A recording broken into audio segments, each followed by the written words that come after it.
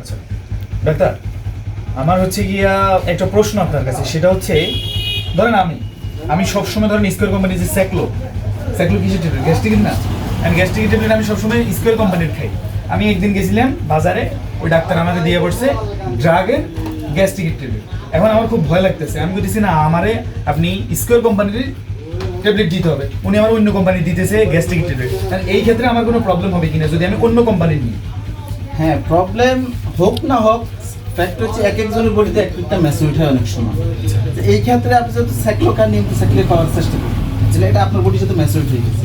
ওষুধ একই, যদিও বলা ধর কোনো প্রবলেম নাই, তবে উচিত হচ্ছে যে এই ডাক্তাররা যেটা লাগে ওটা খাওয়াটাই উচিত মনে করি আমরা।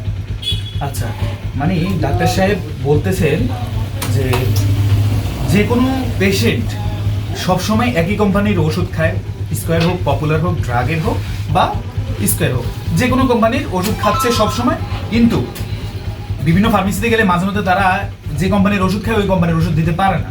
সেক্ষেত্রে ডাক্তাররা কি করে, বা যারা ফার্মাসিস্ট আছে তারা কি করে, সাজেস্ট করে যে আপনি এই কোম্পানি নাই, হ্যাঁ আপনি অন্য কোম্পানির একই ওষুধ দিচ্ছি। তো আমরা একটু ভয়ভীতির মধ্যে থাকি যে খাইলে কেমন হবে, বা ভয় লাগতেছে আমি কেন অন্য কোম্পানির খাবো, ডাক্তার তো আমার সাজেস্ট করছে স্যাকলো, এবার আপনি যদি আমার জোরেল দিয়ে লান তাহলে একটু ভয়।